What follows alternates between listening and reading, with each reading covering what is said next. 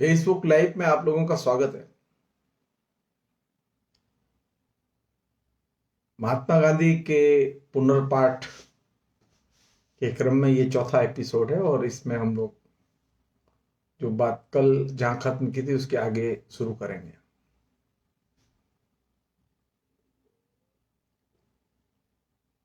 और मूल जो चिंता का केंद्र में विषय है वो जाति और वर्ण के संबंध में जो गांधी का दृष्टिकोण है।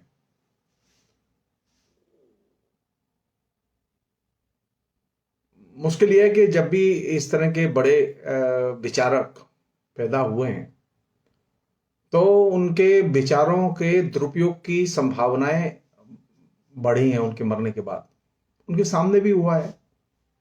गांधी के विचारों का दुरुपयोग गांधी के सामने भी लोग करते थे, लेकिन उनके मरने के बाद ये प्रक्रिया कुछ ज्यादा तेज हुई है। तो जब किसी अच्छे विचारक के विचारों का दुरुपयोग होने लगे तो ये जरूरी है कि उसे दोबारा फिर से पढ़ा जाए, और पढ़ा ही ना जाए, उसकी सही परिप्रेक्ष्य में व्याख्या की जाए। हम सब लोग जानते हैं कि जाति और वर्ण का प्रश्न समाज विज्ञान के लोगों के बीच में, राजनीतिक दलों के बीच में, यंग लोगों के बीच में ये एक बहुत ही ज्वलंत प्रश्न रहा है। और एक जमाने में बहुत बड़ी तीखी डिबेट भी हुई है।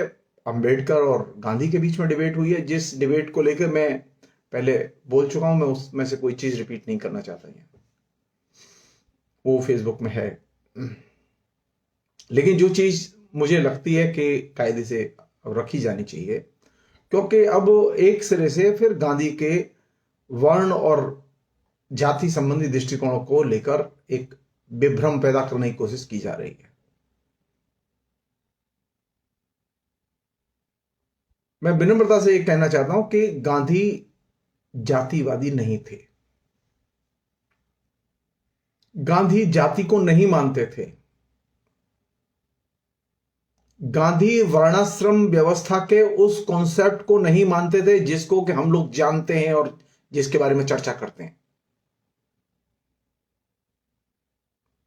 गांधी के यहां वर्णाश्रम व्यवस्था का कॉन्सेप्ट एकदम अलग है, उसका परिप्रेक्ष्य अलग है। यह सच है, गांधी ने बार बार वर्णाश्रम व्यवस्था के बारे में अपनी राय व्यक्त की है और उनके दर्जनों निबंध हैं, भाषण हैं जिनमें उसका जिक्र मिलता है। मैं उसमें से कुछ चीज चुन के उनके उस कॉन्सेप्ट को लेके मैं बात करना चाहता हूं।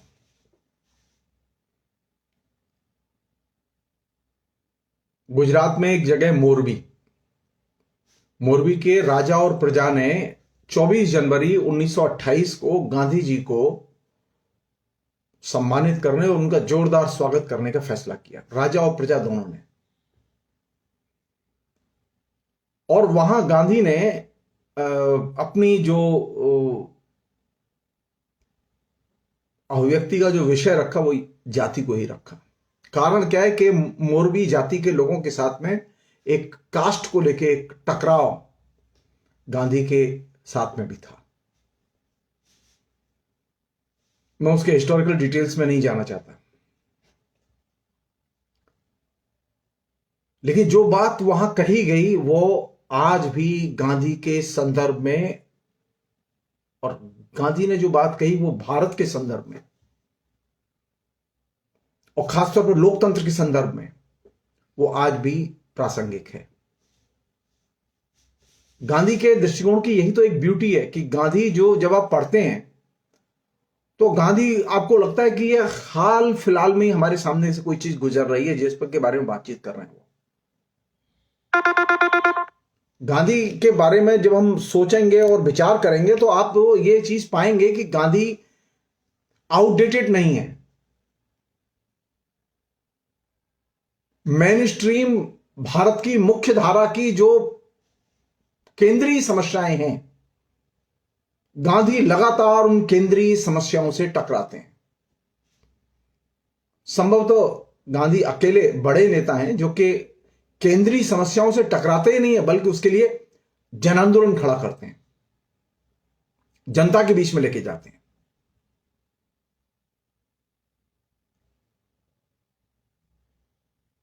उनके लिए ये जाति की समस्या ये एकेडमिक डिस्कोर्स का हिस्सा नहीं है। उनके लिए जाति की समस्या वोट बैंक की पॉलिटिक्स का भी हिस्सा नहीं है।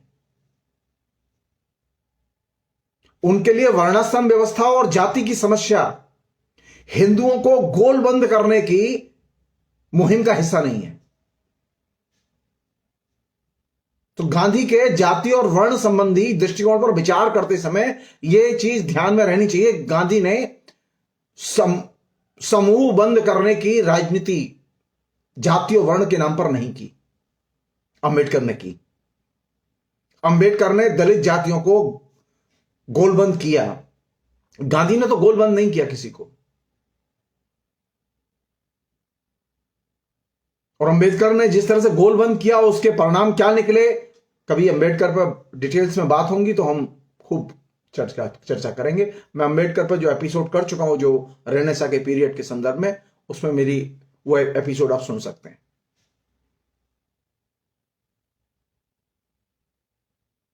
तो गांधी पर बात करते समय और खासतौर पर जाति और वर्ण व्यवस्था संबंधी दृष्टिकोण पर बात करते समय यह चीज ध्यान रहे कि गांधी राजनीतिक निहित स्वार्थ से प्रेरित होकर अपने विचार व्यक्त नहीं करते थे।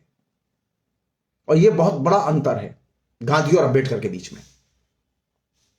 अंबेडकर चाहते हुए भी, अंबेडकर तो जानते थे, जो अंबेडकर पंथी हैं और जो आए दिन गांधी को कोसते रहते हैं, गरियाते रहते हैं, उनसे सिर्फ एक सवाल कीजिए,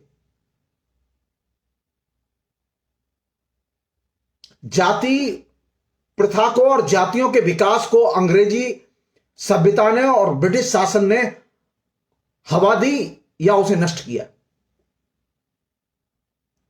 अंग्रेजों के शासन के दौरान जितनी नई जातियां पैदा हुई उतनी नई जातियां अंग्रेजों के आने के पहले नहीं थीं। जातियों की बाढ़ पैदा की अंग्रेजों ने। अंबेडकर किसके साथ थे? अंबेडकर ब्रिटिश शासकों के साथ थे। ब्रिटिश शासकों ने खुलेआम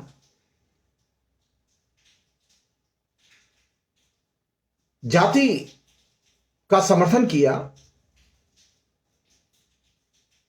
जाति को वैधता प्रदान की,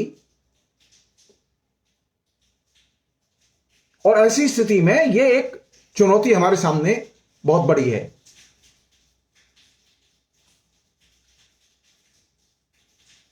तो जब आप ब्रिटिश साम्राज्यवाद के संदर्भ में अंबेडकर की और गांधी की भूमिका को देखें, जाति और वर्ण व्यवस्था से लड़ना है तो आपको सत्ता से टकराना होगा।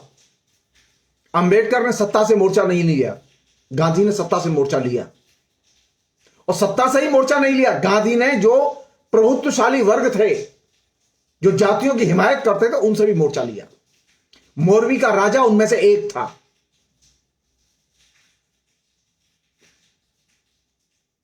मोरवी के राजा ने 24 जनवरी 1928 को जब गांधी जी का सम्मान किया और स्वागत किया,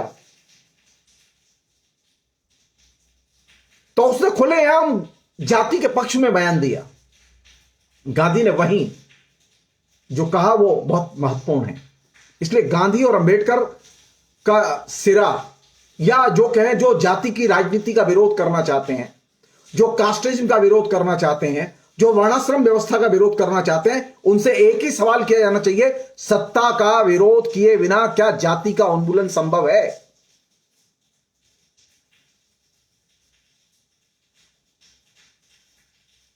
तो ये एक बहुत बड़ी चुनौती है हमारे सामने, और इस चुनौती का सामना हमें करना होगा। अभी भी जो लोग कास्टिज्म के बारे में सबसे ज्यादा बोलते हैं, सत्ता की भूख, निहित स्वार्थ राजनीति की सबसे अधिक भूख उन्हीं के अंदर है।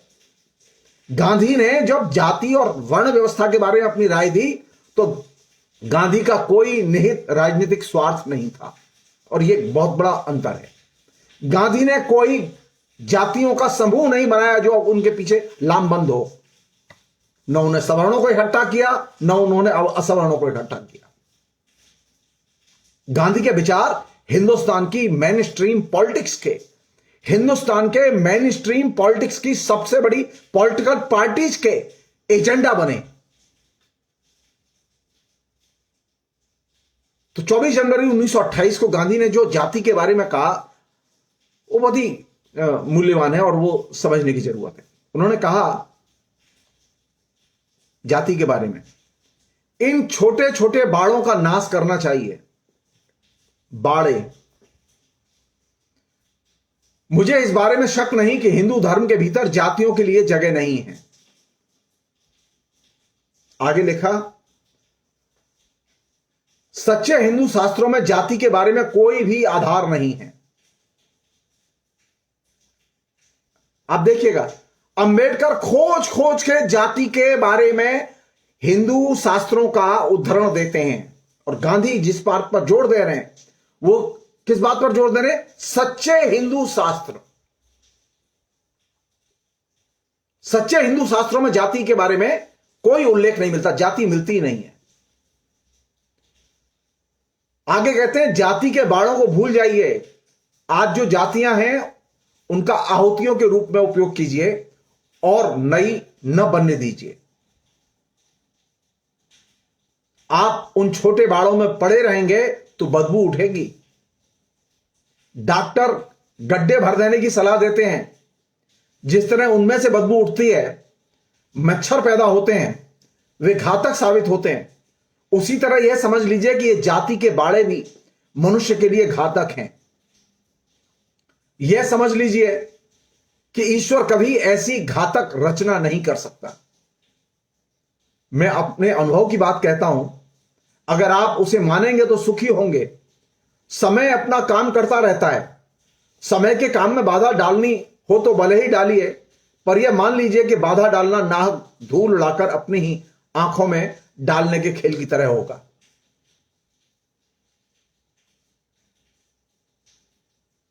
इसी में आगे कहते हैं जो बहुत इंपॉर्टेंट पंक्तियां हैं। वो कहते हैं, आज दुनिया में जुदा जुदा धर्मों का मुकाबला हो रहा है।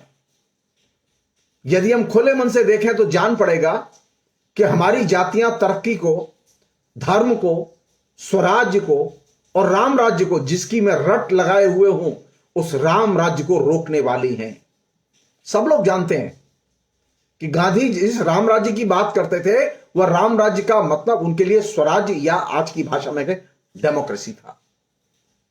डेमोक्रेसी के विकास की आज सबसे बड़ी चुनौती हिंदुस्तान में कौन सी चीज है? कास्ट।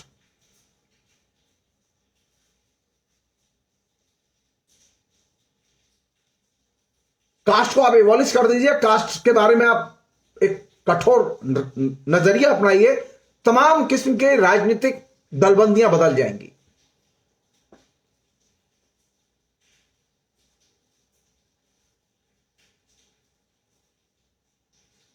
ये मोरवी के राजा और प्रजा के सामने दिया गया जो ये वक्तव्य है, ये वक्तव्य एकमात्र सबसे बड़ा प्रमाण है। और भी जगह जाति के बारे में, अस्पृश्यता के बारे में गांधी ने खूब लिखा है। सबसे बड़ी जो चीज लिखी है, जो बात मुझे अच्छी लगती है, जिसकी वजह से मैं आपसे ये शेयर कर रहा हूं, गांधी हिंदू धर्म को मानते थे और कहते थे कि मैं हिंदू हूं, लेकिन गांधी हिंदू धर्म की सबसे तीखी और निर्मम आलोचना करते थे। गांधी इस अर्थ में कंप्लीट मॉडर्न है। जैसा कि मार्क्स कहते थे कि अगर आपको आधुनिक समाज पैदा करना है, आधुनिक चेतना पैदा करनी है, आधुनिक दृष्टिकोण पैदा करना है, तो धर्म की आलोचना से ही वह रास्ता शुरू होगा। गांधी हिंदू धर्म की सबसे तीखी आलोचना, उसके कुसंस्कारों की, रूढ़ियों की, उसकी बुरी मान्यताओं की सबसे तीखी आलोचना विकसित करते हैं।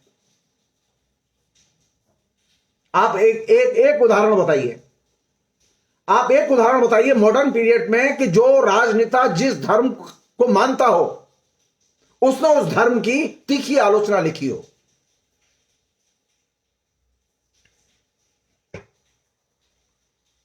क्लासिक केस है धर्म के प्रति अनालोचनात्मक दृष्टिकोण का भीमराव अंबेडकर।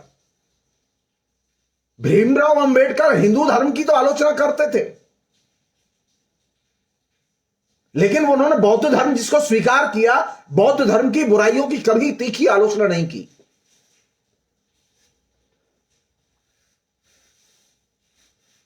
यह बात दीगर है कि उन्होंने बौद्ध धर्म को बाद में छोड़ दिया,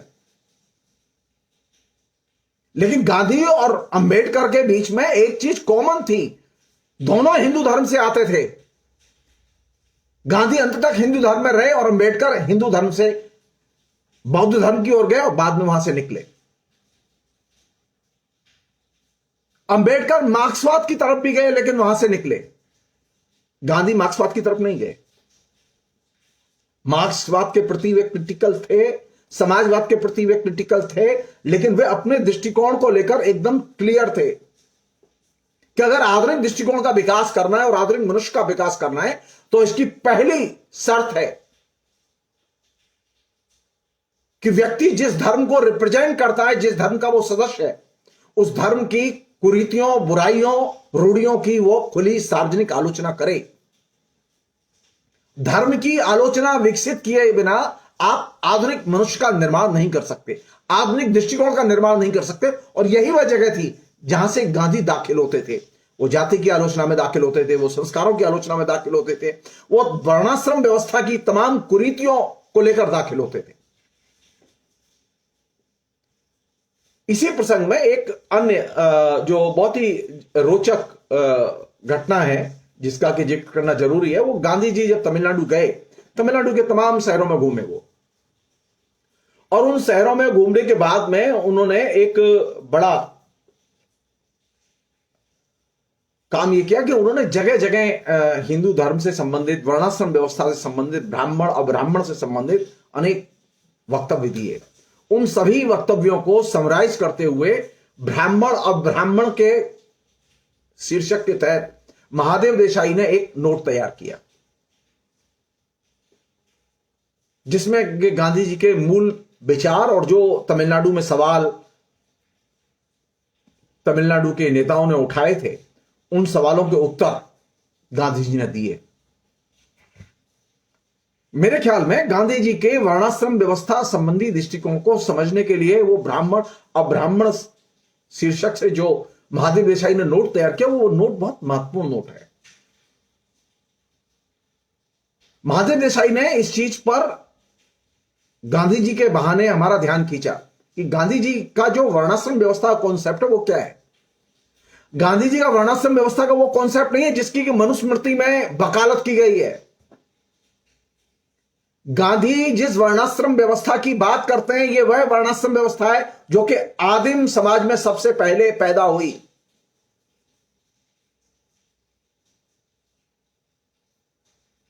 यह वह वर्णाश्रम व्यवस्था है जो कि शुरू में जिसकी प्रगतिशील भूमिका थी, तब जातियां नहीं थी, सिर्फ 4 वर्ण थे।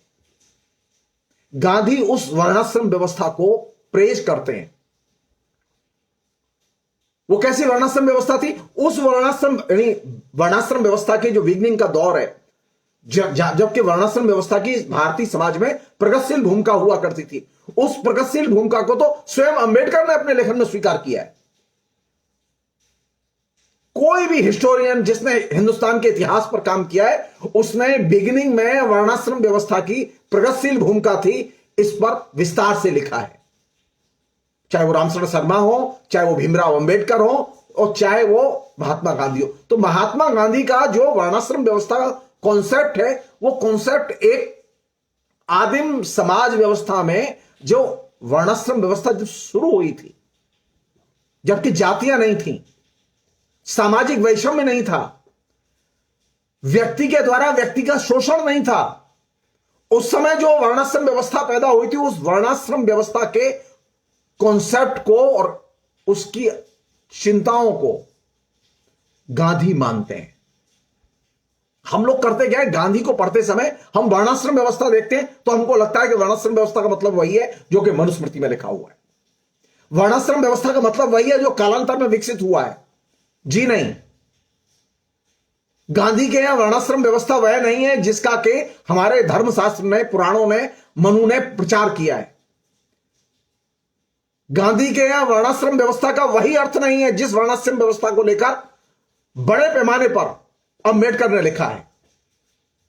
गांधी आदिम समाज में जो वर्णाश्रम व्यवस्था, जिससे कि हम श्रम विभाजन कहते हैं, डिवीजन ऑफ लेबर कहते हैं, यह आदिम श्रम विभाजन की जो अवस्था थी, उस कॉन्सेप्ट को गांधी मानते हैं और वो सारी जिंदगी मानते हैं। और गांधी नहीं मानते, जो भी इतिहास को रैशनली पढ़ेगा, हिंदी के लोग हैं वो पढ़ें राहुल संकीर्तन को। राहुल संकीर्तन ने खूब लिखा है कि आदिम समाज में वर्णाश्रम व्यवस्था कैसी थी और उसमें किस तरह से लोग रहते थे। आदिम समाज में अनटचेबिलिटी नहीं थी। आदिम समाज में लिंग भेद को लेकर उत्पीड़न नहीं था। और जो सरल ढंग से पढ़ना चाहते हैं वो बोलगा से गंगा राहुल संकीर्तन की किताब पढ़ सकते हैं। दूसरी किताब है राहुल संकीर्तन की, जिसे पढ़ के सीख सकते हैं, वो है मानव समाज।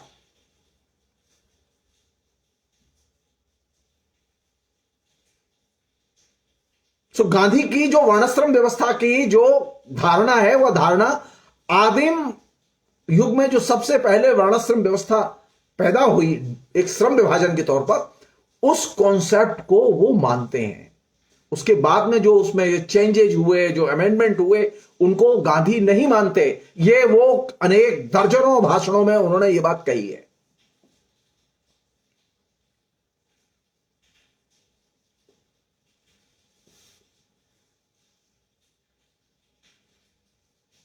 एक और चीज है जो बहुत महत्वपूर्ण चीज है, गांधी ने कभी भी अपनी पूरी लाइफ में वर्णाश्रम व्यवस्था के पक्ष में न तो कैंपेन चलाया न भाषण दिया।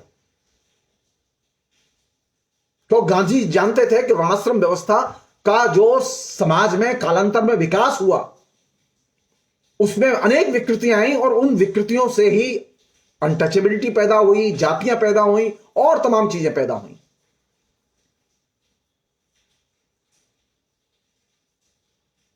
अब मैं उस डिबेट की तरफ आना चाहता हूं जो कि तमिलनाडु के लोगों के साथ गांधी जी ने की थी। और गांधी जी ने इस बात को बहुत ही अच्छे ढंग से, वर्णाश्रम व्यवस्था के सवाल को, जो कि वहां बड़े तीखे ढंग से उठाया गया, ये प्रश्नोत्तर के तौर पर, उसमें जो उत्तर दिया, यानी ये यंग इंडिया में 24 नवंबर 1927 को ये ब्राह्मण अब्राह्मण के शीर्षक से ये डिबेट पूरी छपी है। इस प्रसंग में एक और महत्वपूर्ण चीज जो गांधी जी को पढ़ते हुए मेरे हाथ लगी, अब तक मैं नहीं जानता था, ये जो ब्राह्मणवाद शब्द है ना, ये ब्राह्मणवाद शब्द का चलन तमिलनाडु से आया है। तमिलनाडु में जो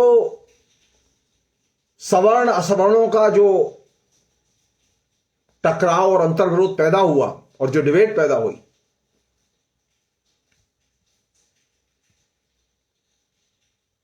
तो जो अभी हिंदी में खूब प्रचलन है ना ब्राह्मणवाद पदबंध का, वो पदबंध उत्तर भारत की देन नहीं है, उत्तर भारत के किसी भी विमर्श की देन नहीं है।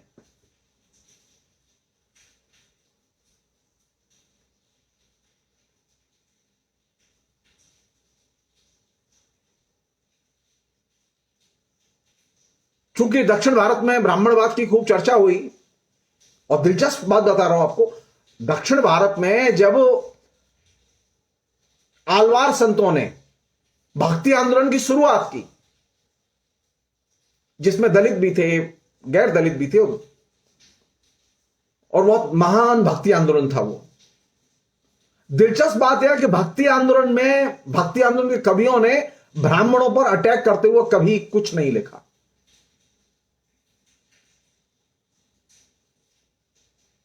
दक्षिण के भक्ति आंदोलन के टारगेट पर ब्राह्मण थे ही नहीं, जबकि उत्तर भारत में जो भक्ति आंदोलन जो 12वीं-13वीं शताब्दी में जो शुरू होता है, उस भक्ति आंदोलन के निशाने पर ब्राह्मण थे।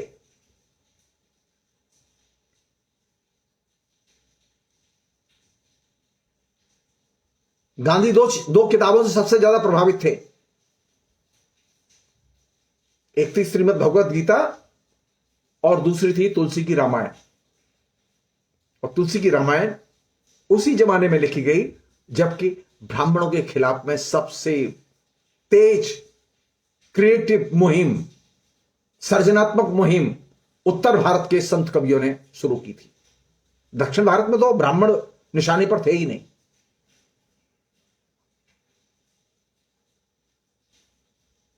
तो जब वहां उनसे सवाल पूछे गए गांधी जी से, तो गांधी जी ने जो उत्तर दिए, और वो ब्राह्मणवाद के संदर्भ में सवाल पूछे गए कि ब्राह्मणों के वर्चस्व के संदर्भ में सवाल पूछे गए, तो गांधी जी ने जो कहा वो पहले उसे समझने की जरूरत है। गांधी जी ने क्या कहा? गांधी जी ने कहा कि उत्तर भारत में ब्राह्मणों ने जो दशा अपनाई है उस पर विचार नहीं करना चाहिए।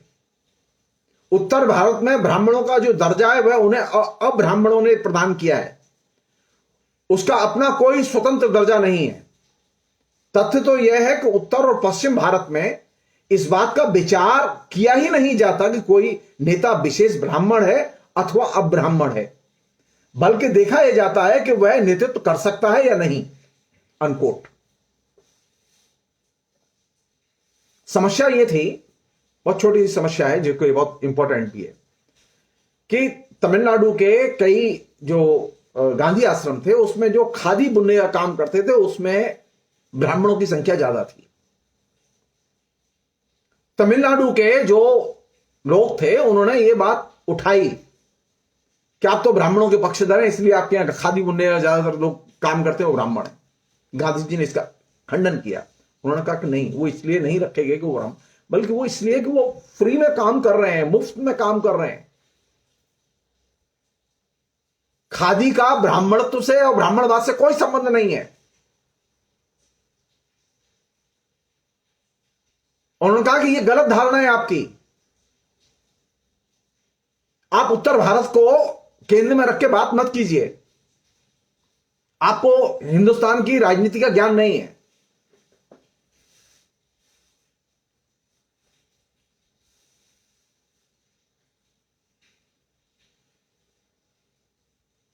तो उत्तर भारत में ब्राह्मणों के पास में जो दर्जा है वह किसने प्रदान किया है?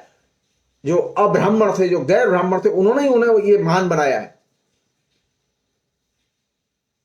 लेकिन नॉर्थ ईस्ट में तो ऐसा नहीं है।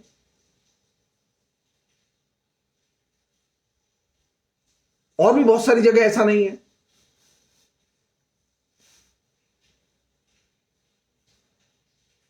गांधी जी ने साफ कहा उत्तर और पश्चिम भारत में जो पॉलिटिकल लीडरशिप है वो पॉलिटिकल लीडरशिप ऐसे लोगों के हाथ में है जो कि ब्राह्मण नहीं है, बल्कि स्थिति है कि गैर ब्राह्मण है लीडरशिप में और सभी जाति के लोग उनका समर्थन करते हैं। तो आपका यह कहना कि राजनीति में ब्राह्मणों का वर्चस्व है, ब्राह्मणवाद का वर्चस्व है, यह गलत है।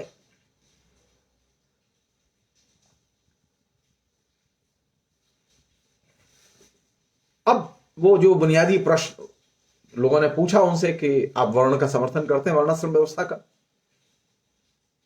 तो गांधी ने जो उत्तर दिया वो सुने आप। वो शानदार उत्तर है। गांधी ने कहा वर्ण का अर्थ है मनुष्य के धंधे या पेशे का पूर्व निर्धारण। वर्ण का नियम यह है कि प्रत्येक मनुष्य अपनी आजीविका कमाने के लिए अपने बाप दादों के पेशे को ही अपनाएगा। प्रत्येक बच्चा स्वभाव तो अपने पिता के ढंग पर चलता है या अपने पिता के पेशे को चुनता है। अतः वर्ण एक प्रकार से आनुवंशिकता का नियम है। वर्ण कोई ऐसी चीज नहीं है जो हिंदुओं पर थोप दी गई है, बल्कि जो लोग हिंदुओं के कल्याण के न्यासी थे उन लोगों ने हिंदुओं के लिए इस नियम की खोज की थी। आगे कहते हैं वो, वर्ण का जाति से कोई वास्ता नहीं है। अस्पृश्यता की भांति जाति भी हिंदू धर्म में अपवृद्धि है, यानी कुसंस्कार है। जिन अपवृद्धियों का आग्रह किया जाता है वे हिंदू धर्म का कभी अंग नहीं थी। आगे लिखा, उन लोगों से कहा उन्होंने कि इन अपवृद्धियों के विरुद्ध जितना मन चाहे उतना संघर्ष कीजिए। वर्ण की खाल ओढ़कर घूमने वाले जाति प्रथा के दानों का नाश कीजिए। वर्ण की इसी विडंबना ने हिंदू धर्म और भारत का पतन किया है। हमारी आर्थिक और आध्यात्मिक दुर्दशा का मुख्य कारण ही यह है कि हमने वर्ण धर्म का पालन करना बंद कर दिया है।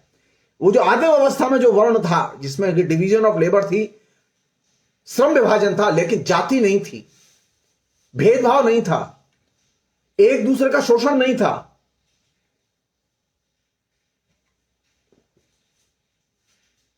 गांधी ने कहा है कि बेरोजगारी और गरीबी का भी एक कारण है अस्पृश्यता तथा लोगों द्वारा हिंदू धर्म छोड़ने की जो घटनाएं वे इसके लिए जिम्मेदार हैं। अगर गरीबी और बेरोजगारी ना हो,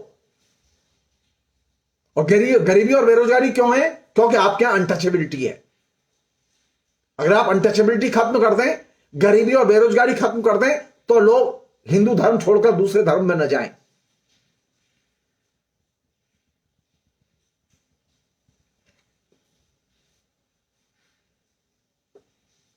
गांधी आगे कहते हैं, मूल वर्ण धर्म ने पतित होकर आज जो दानवी रूप प्राप्त कर लिया है और जो दानवी प्रथाएं चल पड़ी हैं, उससे अवश्य लड़िए, लेकिन मूल वर्ण धर्म से मत लड़िए।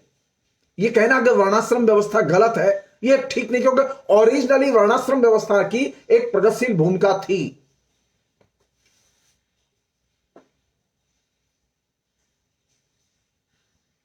वो जो बात मैंने शुरू में आपसे कही कि गांधी को पहली बार ये चीज वहां से, ये जो ब्राह्मणवाद वाली जो पॉलिटिक्स है, ब्राह्मणवाद वाला जो पदबंध है, ब्राह्मण और अब्राह्मण के बीच का जो कैटेगराइजेशन है पूरे तमिलनाडु में, जो कि पूरे देश में फैल चुका है, गांधी इसको सबसे पहली बार नोटिस लेते हैं और अपने वक्तव्य में कहते हैं।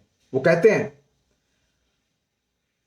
आपने हिंदू धर्म को दो शिविरों में विभाजित कर दिया है, बल्कि भारत को ही ब्राह्मणों और अब्राह्मणों में विभाजित कर दिया है, और अब ब्राह्मणों में मुसलमान और ईसाई भी शामिल हैं। अनकोट। अगर ब्राह्मण और अब्राह्मण के बीच में डिवीजन कर दिया जाएगा, एक तरफ ब्राह्मणवाद होगा और एक तरफ सब गैर ब्राह्मण होंगे।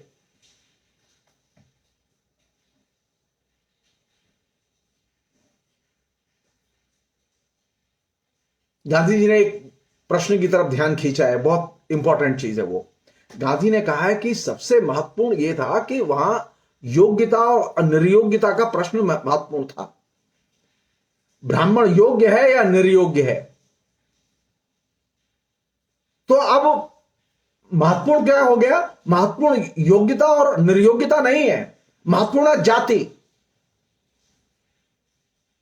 और ये जाति जो है वो अब हर जगह प्राइमरी है, योग्यता प्राइमरी नहीं है। जबकि जब डिवीजन ऑफ लेबर पहली बार हुआ तो उसमें योग्यता प्राथमिक थी। श्रम के आधार पर, श्रम के गुण के आधार पर, कर्म के कौशल के आधार पर ब्राह्मण, क्षत्रिय, वैश्य और शूद्र इसका विभाजन किया गया था।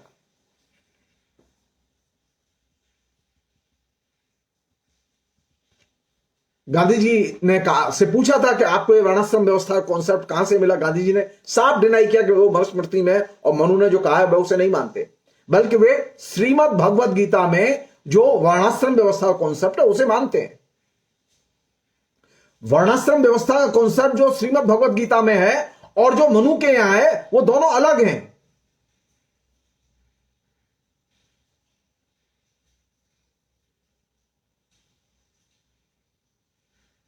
तो भगवत गीता में इस बात पर जोर है कि वर्ण का आधार जो है वो गुण है और कर्म है, जन्म नहीं। मनुस्मृति में जन्म के आधार पर वर्णाश्रम व्यवस्था है, लेकिन श्रीमद् भगवत गीता में कर्म और गुण के आधार पर वर्णाश्रम व्यवस्था है। तो गांधी का जो कॉन्सेप्ट है वो श्रीमद् भगवत गीता से लिया गया कॉन्सेप्ट है, जिसमें कि जन्म महत्वपूर्ण नहीं है, गुण और कर्म महत्वपूर्ण है। मुश्किल यह है कि ये जो वर्णाश्रम व्यवस्था को लेके जो एक तरह से जो लेखन है वो सोशल साइंस में भी है, वो दूसरी जगह भी है। इसमें एकमात्र अपवाद स्वरूप जो सबसे महत्वपूर्ण लेखन है, जिसको कि मैं प्रेज करता हूं अभी भी, वो रामचरण शर्मा का है। वो जो उनकी रिसर्च थी, पीएचडी थी, शूद्रों का इतिहास कायदे से पढ़ी जानी चाहिए।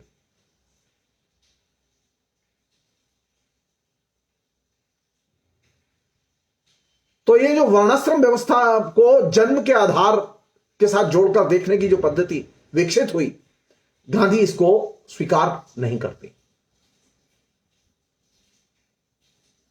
गांधी ने साफ कहा कि अस्पृश्यता निवारण से यदि वर्ण का नाश होता हो तो उन्हें कोई दुख नहीं होगा।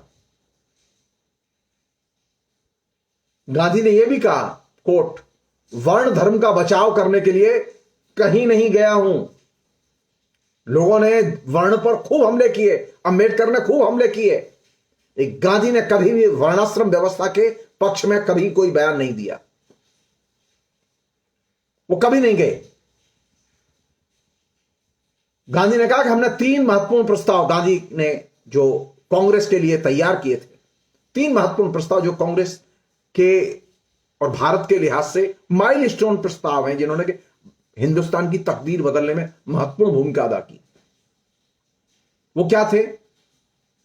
पहला था खादी, दूसरा हिंदू मुस्लिम एकता और तीसरा था अस्पृश्यता निवारण।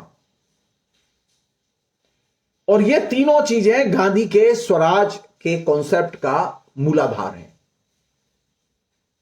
गांधी ने कहा, कोट, मैंने चौथे स्तंभ के रूप में वर्ण धर्म की स्थापना की बात कभी नहीं कही है, इसलिए आप मुझ पर वर्णाश्रम धर्म पर गलत जोर देने का आरोप नहीं लगा सकते।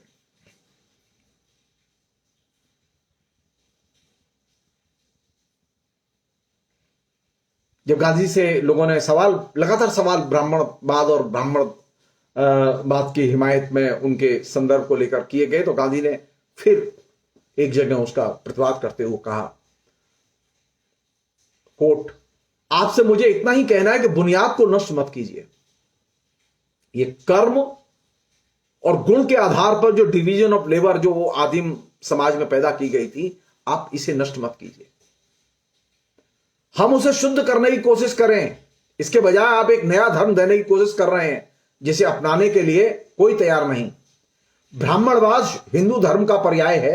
इसका अर्थ यह हुआ कि हिंदू धर्म के लिए हमारे पास जो एकमात्र शब्द था ब्राह्मणवाद, अर्थात ब्रह्म विद्याधर, इसे नष्ट करने की कोशिश में आप हिंदू धर्म को नष्ट करने की कोशिश कर रहे हैं।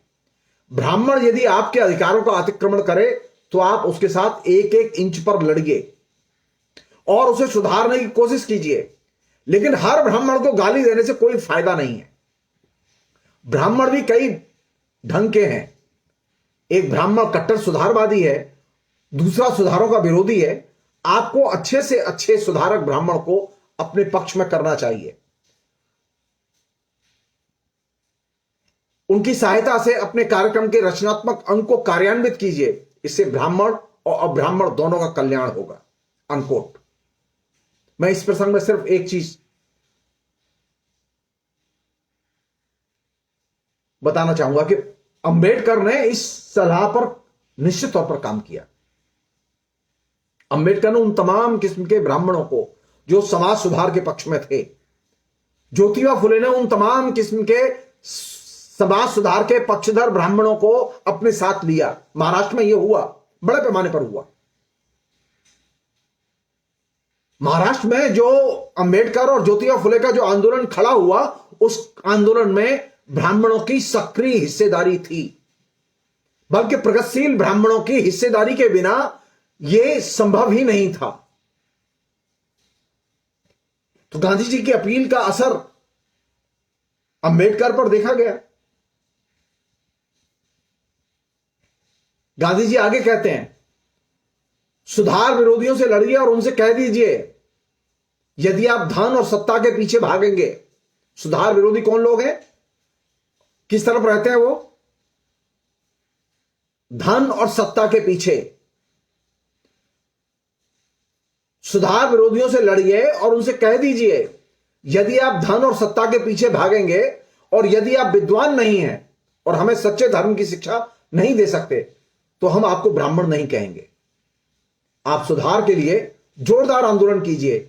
आप उन स्कूलों और मंदिरों का बहिष्कार कीजिए जो अब ब्राह्मणों के प्रति भेद बरतते हैं। आपका आग्रह हो पुजारियों का चरित्र शुद्ध हो, वे विद्वान हो और उनमें सांसारिक इच्छाएं न हो।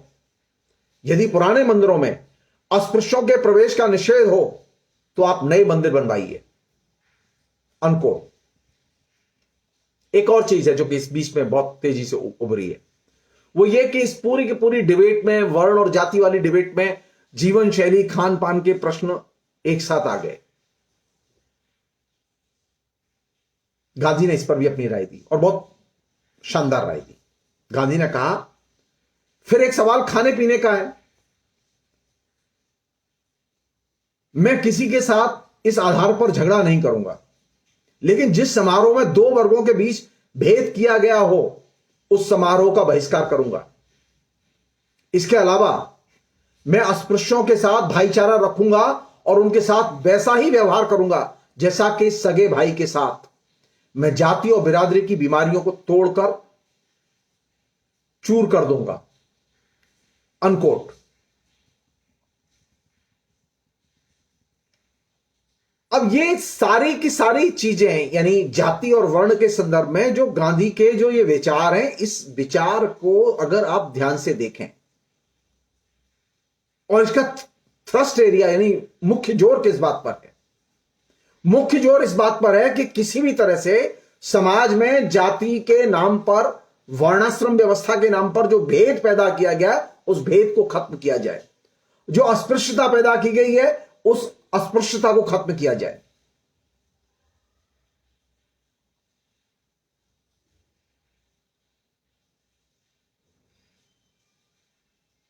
गांधी की एक टिप्पणी है जो ये लास्ट अभी इस समय फिलहाल में कह के मैं बात खत्म करूंगा। मैं वो अस्पृश्यता के शीर्षक से ही है और ये नवजीवन में 17 जुलाई 1921 में छपी थी।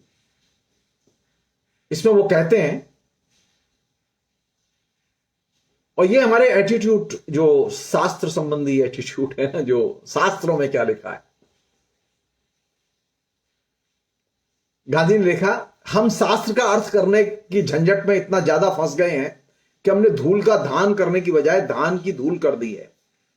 हम चावल को छोड़कर छिलके से चिपट गए हैं। हमने मक्खन छोड़ दिया और बेस्वाद मट्ठे के पीछे दौड़ रहे हैं। मेरे पास जो पत्र हैं उनसे पता चलता है कि अब हम ऐसे युग में प्रवेश कर रहे हैं जिसमें हमें गीत नहीं गाने हैं बल्कि काम करना है। वर्ण 5 नहीं 4 हैं। अस्पृश्यता संयम नहीं बल्कि क्रूरता है। कोढ़ से पीड़ित लोगों को स्पर्श करने से आत्मा अशुद्ध नहीं होती, उल्टे यदि उनका स्पर्श सेवा भाव से किया जाए तो वह ऊंची उठती है। भंगी की सेवा करना धर्म है। रोग से पीड़ित भंगी की शुश्रूषा पहले करना दया है। भंगी ने मैला उठाया हो तो स्नान करना शौच क्रिया है। यह आवश्यक है, किंतु यदि नहाए तो उससे उसका अधःपतन नहीं होता। आवश्यकता होने पर भंगी को स्पर्श न करने में पाप हो सकता है। जो भंगी नहा धोकर आया है उसे आदर पूर्वक अपने पास बैठाना पाप है, और जो लोग यह मानते हैं कि भंगी को छूना पाप है, यह उनका अज्ञान है।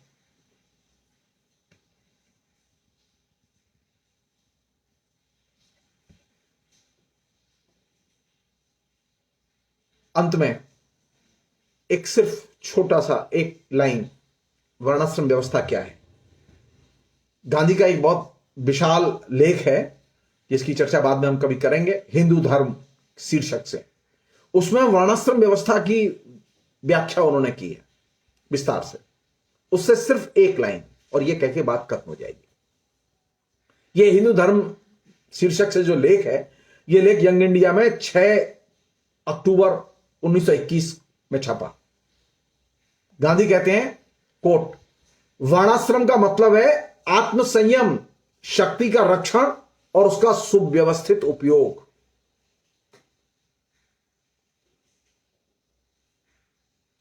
अनडिस्प्यूटेडली वर्णाश्रम व्यवस्था की जो प्रचलित धारणाएं थी, कॉन्सेप्ट थे, अर्थ थे, सबको एक सिरे से गांधी रिजेक्ट करते हैं।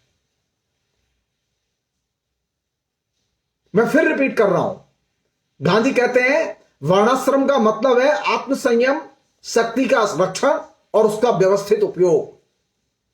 और ये जो चीज है, ये चीज अपने आप में गांधी के जो वर्णाश्रम संबंधी जो दृष्टिकोण है उसको साफ करने के लिए काफी है। तो जो लोग गांधी के खाते में वर्णाश्रम व्यवस्था को डाल रहे हैं वे गांधी को बिना पढ़े कर रहे हैं, और हमारे अनपढ़ लोग गांधी के बारे में आधिकारिक तौर पर बोल रहे हैं।